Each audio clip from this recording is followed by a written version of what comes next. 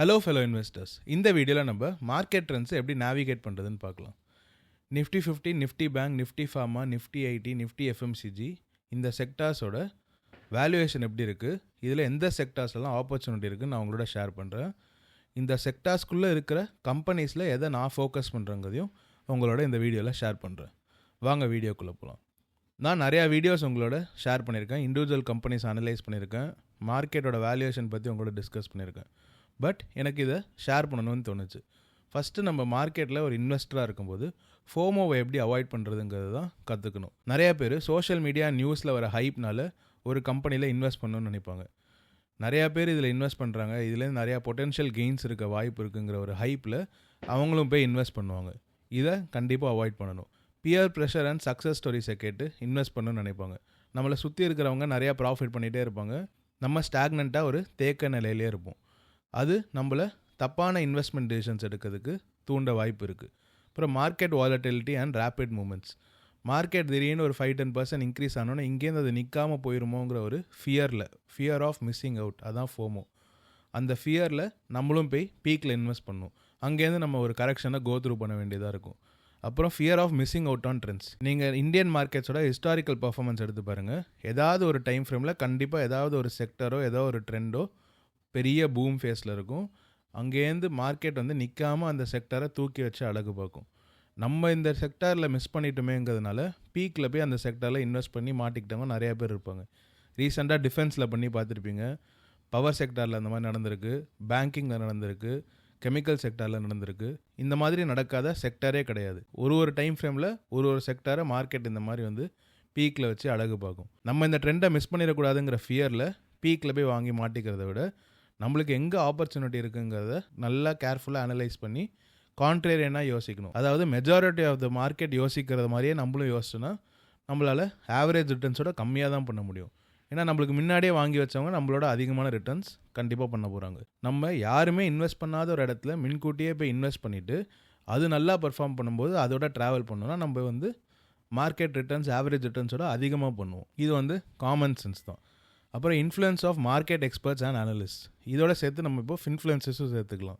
நிறைய பேர் நான் சீப்பாகவே இந்த ஷேர் வாங்கியிருக்கேன், 5 ரூபாயில் வாங்கியிருந்தேன், 10 ரூபாயில் வாங்கியிருந்தேன், இப்போ 150 ரூபாயில் இருக்குது, நான் இந்த ஷேர்லேருந்து கிடைக்கிற டிவிடெண்டே என்னோடய இன்வெஸ்ட்மெண்ட்டோட அதிகம். இந்த மாதிரியான சில ஃபியர் ஆஃப் மிஸ்ஸிங் அவுட்டை அதை கேட்குறவங்க காதுலையோ பார்க்குறவங்க மனசுலையோ கண்டிப்பாக புகுத்துவாங்க. அது நம்மள மாதிரியான ரீட்டைல் இன்வெஸ்டர் பெருசாக பாதிக்க வாய்ப்பு இருக்குது. நம்ம இந்த மாதிரி ஒரு பென்னி ஸ்டாக்கை கண்டுபிடிச்சி பெரிய ரிட்டர்ன்ஸ் பார்க்கணுன்னு நம்மளுக்கு தோண ஆரம்பிக்கும். நம்ம பென்னி ஸ்டாக் வாங்கி தான் வெல்த் கிரியேட் பண்ணுங்கிற அவசியமே கிடையாது. 2 ரூபாயில் இருக்கிறனால ஒரு ஷேர் சீப் ஆயிடாது, 2000 ரூபாயில் இருக்கிறனால ஒரு ஷேர் எக்ஸ்பென்சிவ் ஆயிடாது. ஃப்யூச்சரில் அந்த கம்பெனி நல்லா பெர்ஃபார்ம் பண்ணால் தான் நம்ம ஷேர் ப்ரைஸ் நல்லா பெர்ஃபார்ம் பண்ணும். சம்டைம்ஸ் ஒரு ஸ்டாக் 90% கரெக்டாக இருந்ததுன்னா அது உடனே ஒரு நல்ல இன்வெஸ்ட்மெண்ட்டாக மாறணுங்கிற கட்டாயமே கிடையாது.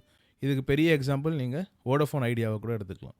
அதை சுற்றி அவ்வளோ நெகட்டிவ் நியூஸ் இருக்குங்கிற காரணத்தினால அது விழலை. நிஜமாலே அந்த கம்பெனியோட பெர்ஃபார்மன்ஸ் ரொம்பவே மோசமான நிலைமையில் இருக்கிறனால தான் அந்த கம்பெனி இவ்வளோ சிக்னிஃபிகண்ட்டாக கரெக்ட் ஆகி சிங்கிள் டிஜிட்டில் ட்ரேட் ஆகிட்டுருக்கு. இது கண்டிப்பாக ரெக்கவர் ஆயிரும்னு உங்களுக்கு மேபி அந்த கம்பெனிலையோ இல்லை அந்த செக்டார்லையோ ஹெவி நாலேஜ் இருந்து நீங்கள் இன்வெஸ்ட் பண்ணிங்கன்னா உங்ககிட்ட நான் இதை பற்றி அட்ரஸ் பண்ண விரும்பலை. ஏன்னா எனக்கு டெலிகம்யூனிகேஷனில் அவ்வளோ எக்ஸ்பர்டீஸ் கிடையாது. பட் வோடஃபோன் ஐடியா ரொம்ப கரெக்டாக இருக்குது, மறுபடியும் அதோட பீக்குக்கு போயிடும். நம்மளுக்கு ஒரு ஆங்கர் பயாஸ்ன்னு சொல்லுவாங்க. அதாவது 100 ரூபாயில் ஒரு கம்பெனியோட ஸ்டாக் ட்ரேட் ஆகிட்டு இருக்கும், அது 5 ரூபாய்க்கு விழுந்தோன்னே கண்டிப்பாக அது ஒரு நாள் 100 ரூபாய்க்கு போயிடுங்கிறது பேர் ஆங்கர் பயாஸ். அது 100 ரூபாய்க்கு போகணுங்கிற கட்டாயமே கிடையாது. Market doesn't overs anything. மார்க்கெட்டுக்கு நம்மள மாதிரியான இன்வெஸ்டர்ஸ்க்கு ரிட்டர்ன்ஸ் கொடுக்கணும், அவங்களோட வெல்த் ஜென்ரேட் பண்ணுறதுக்கு ஒரு சப்போர்ட்டாக இருக்கணுங்கிற எந்த கட்டாயமே மார்க்கெட்டு கிடையாது. அதுக்குன்னு ஒரு சுய சிந்தனையே கிடையாது. நம்மள மாதிரியான இன்வெஸ்டர்ஸ்லாம் சேர்ந்தது தான் மார்க்கெட். நம்ம பிஸ்னஸ் எப்படி அனலைஸ் பண்ணணுங்கிற ஸ்கில்லை கண்டிப்பாக வளர்த்துக்கிட்டே ஆகணும். இது எல்லாத்தையும் விட சைக்கலாஜிக்கல் ஃபேக்டர் தான் ரொம்ப முக்கியம். இந்த ஃபியர் ஆஃப் மிஸ்ஸிங் அவுட்டை நம்ம கம்ப்ளீட்டாக எராடிகேட் பண்ணோன்னா எங்கே நிஜமான வேல்யூ இருக்குது, எங்கே ஒரு கம்பெனியோட ஃபண்டமெண்டல்ஸ் அதோட ஷேர் ப்ரைஸோட ரொம்ப விலகி இருக்குங்கிறத பார்த்து அது ஓவர் வேல்யூடாக இருந்தால் அங்கேருந்து வெளியில் வரதோ இல்லை அந்த பக்கம் போகாமல் இருக்கிறதும், அது அண்டர் வேல்யூடாக இருக்கும்போது அந்த பக்கத்தில் தைரியமாக போய் இன்வெஸ்ட் பண்ணுறதும் நம்மளோட ஃப்யூச்சர் ரிட்டர்ன்ஸை சிக்னிஃபிகண்ட்டாக க்ரோ பண்ணும். ஸ்டாக் மார்க்கெட் ஃபோமோவை ஒரு சார்ட் பேட்டர்னாக பார்த்தோன்னா மார்க்கெட் எப்போ பீக்கில் இருக்கோ அப்போ தான் ஃபோமோ ரொம்ப அதிகமாக இருக்கும். ஏன்னா நம்மளை சுற்றி இருக்கிற எல்லோரும் ரிட்டர்ன்ஸ் பண்ணுவாங்க, நம்ம பண்ணவே இல்லைங்கிறத ஒரு ஃபியர் ஆஃப் மிஸ்ஸிங் அவுட்டில் பீக்கில் போய் வாங்குவோம். இது நம்மள மாதிரி ரீட்டைல் இன்வெஸ்டர்ஸ்க்கு மட்டும் பொருந்தாது. நிறையா H1 மேனேஜர்ஸை கூட இதை பண்ணுவாங்க. அவங்க வந்து ஒரு ஃபியூ இயர்ஸாக வந்து மார்க்கெட்டை அவுட் பெர்ஃபார்ம் பண்ண முடியாமல் அண்டர் பெர்ஃபார்ம் பண்ணிட்டு இருந்தாங்கன்னா அவங்க வந்து ரிஸ்கியான டிசிஷன்ஸ்லாம் எடுப்பாங்க. அப்போ அவங்க ஃபண்ட் ஏற்கனவே பெர்ஃபார்ம் பண்ணுறதோட இன்னுமே மோசமாக பெர்ஃபார்ம் பண்ணுற நிலைமைக்கெலாம் போக வாய்ப்பு இருக்குது. இதுக்கான எக்ஸாம்பிள்ஸ் எல்லா கண்ட்ரீஸ்லையும் எல்லா மார்க்கெட்ஸ்லையும் கண்டிப்பாக இருக்கும். எங்கே மார்க்கெட் இருக்கிறதுலே ஹை பீக்கில் இருக்கோ அங்கே தான் பாசிட்டிவ் சென்டிமெண்ட் ரொம்ப அதிகமாக இருக்கும். பட் நம்ம சக்ஸஸ்ஃபுல்லாக இருக்கணும்னா அங்கே தான் நம்ம வந்து கொஞ்சம் கேர்ஃபுல்லாக இருக்கணும். அப்புறம் அங்கேருந்து மார்க்கெட் இறங்கும் போது பெரும்பான்மையான மக்கள் டினையரில் இருப்பாங்க. இங்கேருந்து இது ரெக்கவர் ஆகுங்கிற ஒரு தாட் ப்ராசஸில் தான் இருப்பாங்க. அது அங்கேருந்து விழ பேனிக் ஸ்டேஜில் நம்ம ஆக்சுவலி வாங்க வேண்டிய நிலைமையில் எல்லோரும் பேனிக் செல்லிங் பண்ணி மார்க்கெட்டை கம்ப்ளீட் ராக் பாட்டமுக்கு தள்ளிடுவாங்க. இந்த டைமில் நம்ம வந்து ஆக்சுவலாக க்ரீடியாக இருக்கணும். எல்லோரும் ஃபியர்ஃபுல்லாக இருக்கும்போது நம்ம க்ரீடியாக இருக்கணும். மார்க்கெட் சென்டிமெண்ட்டுக்கு அகேன்ஸ்டாக வேலை செய்யணும். பட் எல்லா இடத்துலையும் வேலை செய்யக்கூடாது. இதை நம்ம கேர்ஃபுல்லாக நேவிகேட் பண்ணணும்னா பிஸ்னஸ் எப்படி அனலைஸ் பண்ணுறோங்கிற ஸ்கில்லையும் மேக்ரோ எக்கனாமிக் டேட்டாவையும் சென்டிமெண்ட்டையும் எப்படி பர்சீவ் பண்ணுறோங்கிற ஸ்கில்லையும் கண்டிப்பாக வளர்த்துக்கிட்டே ஆகணும். இது நிஃப்டி 50யோட ஃபைட்ஸ் ஃப்ரம் இட்ஸ் லோஸ். நீங்கள் லாஸ்ட் 20-25 இயர்ஸ் எடுத்து பார்த்தீங்கன்னா நிஃப்டி நிறையா தடவை 20-30% மேலே கரெக்டாக இருக்குது. 2008 ஃபினான்ஷியல் கிரைசிஸாக இருக்கட்டும் 40-50% கரெக்டாக இருந்தது. 2013 டேப்பர் டேண்ட்ரம், இது வந்து யூஎஸில் நாஸ்டாக்குக்கும் அவங்களோட மார்க்கெட்டுக்கும் நடுவில் வந்து ஒரு டிஸ்கிரிப்பன்சி இருந்தது. இதை பற்றி நான் லேட்டராக ஒரு டீட்டெயில்டு வீடியோ போடுறேன். 2016 டிமானிட்டைசேஷனாக இருக்கட்டும், 2020 வந்த கோவிட் க்ரஷாக இருக்கட்டும், இது எல்லாத்துக்கும் இருக்கிற காமன் ஃபேக்டர் வந்து மார்க்கெட் புல் ரன்னை ரொம்ப நாள் எக்ஸ்டெண்ட் பண்ணி வச்சுக்கும். பட் பேர் ரன் குவிக்காக நடக்கும். அதுலேருந்து நடக்கிற ரெக்கவரியும் குவிக்காக இருக்கும். நீங்கள் பார்த்தீங்கன்னா இந்த எல்லா ஃபால்லையுமே வந்து இருக்கிற common factor V shaped recovery. எவ்வளோ வேகமாக விழுதோ அது ரெக்கவர் ஆகிறதும் கிட்டத்தட்ட அதே வேகத்தில் நடந்துடும். சம்டைம்ஸ் கொஞ்சம் டிலே ஆகலாம், பட் எல்லா டைமுமே மார்க்கெட் கண்டிப்பாக ரெக்கவர் ஆயிரும். லாங் டேர்மில் பார்க்கும்போது மார்க்கெட் மேலே போயிட்டே தான் இருக்கும். எஸ்பெஷலி நம்மள மாதிரியான எமர்ஜிங் மார்க்கெட்ஸாக இருக்கட்டும், இல்லை நல்ல டெவலப்பிங் கண்ட்ரிஸாக இருக்கட்டும், அவங்களோட எக்கானமி ஸ்ட்ராங்காக இருக்குதுன்னு நம்மளுக்கு வந்து முழு நம்பிக்கை இருந்ததுன்னா, இந்தியாவோட க்ரோத் ஸ்டோரி பற்றி நம்மளுக்கு நம்பிக்கை இருந்ததுன்னா மார்க்கெட் ஃப்யூச்சரில் மேலே மட்டும்தான் போகுங்கிற கான்ஃபிடென்ஸோடு நம்ம தைரியமாக இன்வெஸ்ட் பண்ணணும். இந்த மாதிரி டவுன்ஃபால் ஆப்பர்ச்சுனிட்டிஸை நம்ம இன்னும் ஸ்ட்ராங்காகவே யூட்டிலைஸ் பண்ணணும்.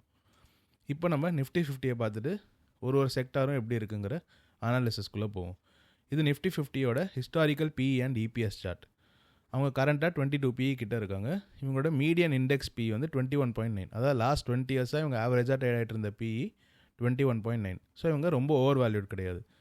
இவங்க ஓவர் வேல்யூடு நம்ம எப்போ சொல்லலாம்னா இந்த 30 பிஇயில் இருக்காங்க பாருங்கள், கோவிட் டைமுக்கு முன்னாடி. அப்புறம் கோவிட் டவுன்ஃபால்லேருந்து அந்த ரெக்கவரி ரேலியில் மார்க்கெட் ரொம்ப யூஃபோரிக்காக மாதிரி 40 பிஇயில் ட்ரேட் ஆக வச்சுருக்காங்க. இந்த மாதிரியான டைம்ஸை நம்ம வந்து ஓவர் வேல்யூடுன்னு சொல்லலாம். இந்த மாதிரியான லாங் கன்சாலிடேஷன் ஃபேஸ், அதாவது 20க்கும் 22 பிஇக்கும் மேலேயும் கீழேயும் போயிட்டு வர டைமில் எஸ்ஐபி இன்வெஸ்டர்ஸ்க்கு நிறையாவே பெனிஃபிட்ஸ் இருக்கும். மார்க்கெட்டோட ஃபண்டமெண்டல்ஸும் பெட்டராக இருக்குது. At the same time market வந்து எக்ஸ்பென்சிவாகவும் மாறல. நீங்கள் இண்டெக்ஸ் இன்வெஸ்டிங், பாசிவ் இன்வெஸ்டிங்கில் ஃபோக்கஸ்டாக இருந்தீங்கன்னா நீங்கள் எஸ்ஐபி பண்ணுறதுக்கு என்னை பொறுத்த வரைக்கும் இது ஒரு நல்ல டைம் தான். அகெயின் இது ஃபினான்ஷியல் அட்வைஸ் இல்லை, நீங்கள் உங்களோட சுய முடிவை தான் எடுக்க போகிறீங்க. நான் வந்து என் பர்சனல் ஒப்பீனியன் மட்டும் தான் அவங்களோட ஷேர் பண்ணுறேன். இது நிஃப்டி எஃப்எம்சிஜியோட பிஇ அண்ட் இபிஎஸ் சார்ட். இவங்களோட இண்டெக்ஸ் மீடியன் பிஇ வந்து 40. லாஸ்ட் 15 இயர்ஸ் 20 இயர்ஸாக இவங்க 40 பியில் ட்ரேட் ஆகிட்ருக்காங்க. இப்போது கிட்டத்தட்ட 42 பியில் ட்ரேட் ஆகிட்ருக்காங்க. இதனால் நிஃப்டி எஃப்எம்சிஜியே எக்ஸ்பென்சிவாக இருக்கான்னு கேட்டிங்கன்னா இது கொஞ்சம் ஃபேர் வேல்யூட அதிகமாக ட்ரேட் ஆகிட்ருக்கு. நிஃப்டி எஃப்எம்சிஜி ஆஸ் அ செக்டார்லேயே நான் இன்வெஸ்ட் பண்ணுவீங்கன்னு கேட்டிங்கன்னா கண்டிப்பாக நான் இதில் பிக்கியாக தான் இருப்பேன். நான் ஜோதி லேப்ஸ், ஐடிசி இந்த மாதிரியான சில கம்பெனிஸ்லையும் சில கன்சியூமர் டியூரபிள் கம்பெனிஸ்லலாம் வந்து இன்வெஸ்ட் பண்ண யோசிப்பேன். பட் இந்த செக்டார்லேயே இன்வெஸ்ட் பண்ணீங்கன்னு கேட்டிங்கன்னா இதில் நிறையா ஓவர் வேல்யூட் கம்பெனிஸ் இருக்குது. நீங்கள் ஃபாரின் கண்ட்ரிஸ் எஸ்பெஷலி யூஎஸ்லாம் எடுத்து பார்த்தீங்கன்னா பெரிய பெரிய எஃப்எம்சிஜி கம்பெனிஸ் லைக் பெப்சிகோவே வந்து ரொம்ப லோ பிஇயில் தான் வந்து ட்ரேட் ஆகிட்டுருக்கு. ஸோ இந்தியாவில் கரண்ட்டாக எஃப்எம்சிஜி செக்டாரில் ஆப்பர்ச்சுனிட்டிஸ்ன்னு பார்த்தீங்கன்னா நான் பர்சனலாக சூஸ் பண்ணது ஐடிசி அண்ட் ஜோதி லேப்ஸ். நீங்கள் எஃப்எம்சிஜி செக்டாரில் எந்த கம்பெனிஸை ஃபோக்கஸ் பண்ணுறீங்கன்னு கமெண்ட் செக்ஷனில் சொல்லுங்கள். நெக்ஸ்ட் நம்ம நிஃப்டி ஐடி பார்ப்போம். இதை பற்றி நான் ஏற்கனவே நிறையா வீடியோஸில் டிஸ்கஸ் பண்ணியிருக்கேன். நான் ஃபோக்கஸ் பண்ணுற ஒரே கம்பெனி டிசிஎஸ் மட்டும்தான். இப்போ நம்ம நிஃப்டி ஐடியோட பி அண்ட் இபிஎஸ் சார்ட் பார்த்துட்ருக்கோம். அவங்களோட மீடியன் பி 22.2.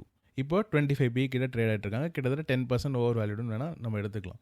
பட் இது என்ன பொறுத்த வரைக்கும் ரொம்ப ஓவர் வேல்யூட் கிடையாது. நிஃப்டி ஐடி செக்டார்லேயே எஸ்ஐபி பண்ணுறதுக்கு இது ஒரு நல்ல டைம் தான். நான் பர்சனலாக சூஸ் பண்ண கம்பெனி டிசிஎஸ். டிசிஎஸ் என்னை பொறுத்த வரைக்கும் மற்ற எல்லா லார்ஜ் கேப் கம்பெனிஸோட ரொம்பவே அட்ராக்டிவாக இருக்குது. ஒரு பெரிய ப்ளூ சிப் கம்பெனி சீப்பாக கிடைக்கிறது ரொம்ப ரேரான விஷயம். அப்போ நம்ம போர்ட்ஃபோலியோவில் ஆட் பண்ணோன்னா நம்ம போர்ட்ஃபோலியோக்கு ஒரு ஸ்டெபிலிட்டியும் கிடைக்கும். ஃப்யூச்சரில் நம்ம போர்ட்ஃபோலியோ ஸ்ட்ரென்தன் ஆகிறதுக்கும் வாய்ப்பு இருக்குது. நீங்கள் எந்த ஐடி கம்பெனிஸில் ஃபோக்கஸ் பண்ணுறீங்கன்னு கமெண்ட் செக்ஷனில் சொல்லுங்கள். இப்போ நிஃப்டி ஃபார்மாவோட பி அண்ட் இபிஎஸ் சார்ட் பார்க்குறோம். அவங்க என்ன பொறுத்தவரைக்கும் அவங்க ஹிஸ்டாரிக்கல் ட்ரெண்ட்ஸோட கொஞ்சம் சீப்பாக தான் ட்ரேட் ஆகிட்டு இருக்காங்க. அவங்களோட மீடியன் பி 36.6, இப்போ அதோட கொஞ்சம் கம்மியாக தான் ட்ரேட் ஆகிட்டு இருக்காங்க. பட் ரொம்ப அண்டர் வேல்யூடுன்னு சொல்ல முடியாது.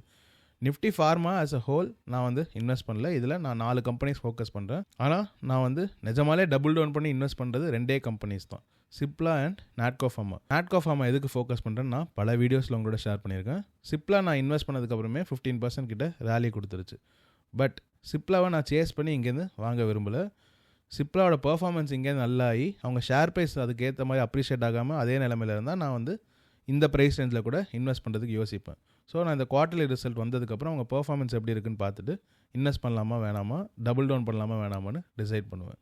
நீங்கள் எந்த ஃபார்மா கம்பெனிஸ்லாம் ஹோல்ட் பண்ணுறீங்கன்னு கமெண்ட் செக்ஷனில் சொல்லுங்கள். இப்போ நிஃப்டி பேங்கோட ப்ரைஸ் டு புக் சார்ட்டை பார்த்துட்ருக்கோம். பேங்கிங் செக்டார் ஃபினான்ஷியல்ஸ்னு வரும்போது ப்ரைஸ் டு புக் ரேஷியோ தான் முக்கியம். ஸோ நம்ம அவங்களோட ஹிஸ்டாரிக்கல் ப்ரைஸ் டு புக் சார்ட்டை பார்த்துட்ருக்கோம். அவங்க மீடியனாக ட்ரேட் ஆகிட்டு இருந்தால் ப்ரைஸ் டு புக் ரேஷியோ 2.6, கரண்ட்டாக 2.2 கிட்ட தான் ட்ரேட் ஆகிட்டு இருக்காங்க. பட் இதனால் Nifty bank as a whole under வேல்யூடான்னு கேட்டிங்கன்னா என்னை பொறுத்த வரைக்கும் அப்படி கிடையாது. நான் பப்ளிக் செக்டார் பேங்க்ஸில் இன்வெஸ்ட் பண்ணுறதில்ல. ப்ரைவேட் செக்டார் பேங்க்ஸில் நான் ஃபோக்கஸ் பண்ணுற லார்ஜஸ்ட் பொசிஷன் வந்து இண்டஸ்இண்ட் பேங்க்கு நான் ஆல்ரெடி வந்து மென்ஷன் பண்ணியிருக்கேன். இது தவிர எனக்கு சவுத் இந்தியன் பேங்க் ரொம்பவே அட்ராக்டிவாக இருக்குது. கர்நாடகா பேங்க்குமே ஹிஸ்டாரிக்கல் ட்ரெண்ட்ஸ் வச்சு பார்க்கும்போது அட்ராக்டிவாக இருக்குது. லார்ஜ் கேப் பேங்க்ஸ் எல்லாமே என்ன பொறுத்த வரைக்கும் கொஞ்சம் எக்ஸ்டெண்டட் வேல்யூவேஷனில் தான் இருக்குது. ஐடிஎஃப்சி ஃபர்ஸ்ட் பேங்க்குமே பர்ஃபார்மன்ஸ் வைஸ் சூப்பராக தான் இருக்குது. பட் அவங்க ஈக்விட்டி டைல்யூஷன் எனக்கு கொஞ்சம் கன்சர்னிங்காக இருக்கிறனால நான் வந்து ப்ரெசென்ட்டாக அதில் இன்வெஸ்ட் பண்ணுறதுக்கு தயங்கிட்டு இருக்கேன். சவுத் இந்தியன் பேங்கோட பர்ஃபார்மன்ஸ் சூப்பராக இருக்குது. பட் அந்த ஸ்டாக் வந்து சிக்னிஃபிகண்ட்டாக ரேலி ஆயிடுச்சு. லாஸ்ட் 2-3 டேஸ் நீங்களே பார்த்துருப்பீங்க. 15-20% மேலே வந்து அப்சைட் மொமெண்டம் இருந்தது. ஸோ நான் அது புல் பேக்கில் இன்வெஸ்ட் பண்ணுறதுக்கு யோசிப்பேன்.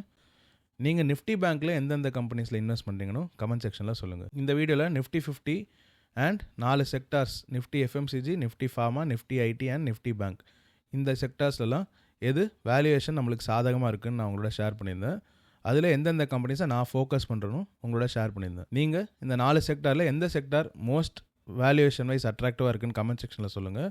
நீங்கள் ஃபோக்கஸ் பண்ணுற கம்பெனிஸ் பற்றியும் கமெண்ட் செக்ஷனில் சொல்லுங்கள். முக்கியமாக மார்க்கெட் ஃபோமோ பற்றி நான் உங்களோட அட்ரஸ் பண்ணியிருந்தேன். ஆஸ் அன் இன்வெஸ்டர் நம்மளோட வளர்ச்சியை இன்னுமே வந்து நிலைநாட்டிக்கிறதுக்கும் நம்மளோட வெல்த்தை க்ரியேட் பண்ணுறதுக்கும் நம்ம இங்கேருந்து சிக்னிஃபிகண்ட்டாக வளர்கிறதுக்கும் market FOMO, navigating market trends, இது எல்லாமே வந்து க்ளீனாக புரிஞ்சுக்கிட்டு நம்ம கேர்ஃபுல்லாக இன்வெஸ்ட் பண்ணலாம். நீங்கள் வெல்த் க்ரியேட் பண்ணணும்னு ஒரு ஹரியில் இருந்தீங்கன்னா நீங்கள் வெல்த் க்ரியேட் பண்ணுற ப்ராசஸ் இன்னுமே ஸ்லோ ஆகும். மார்க்கெட் சென்டிமெண்ட்டை பிளைண்டாக ஃபாலோ பண்ணாமல் கொஞ்சம் கான்ட்ரேரியன் திங்கிங்கை க்ரோ பண்ணிக்கணும். இந்த வீடியோ உங்களுக்கு யூஸ்ஃபுல்லாக இருந்தால் லைக் பண்ணுங்கள், ஷேர் பண்ணுங்கள், இந்த சேனலுக்கு சப்ஸ்கிரைப் பண்ணி என்ன சப்போர்ட் பண்ணுங்கள். Thank you so much.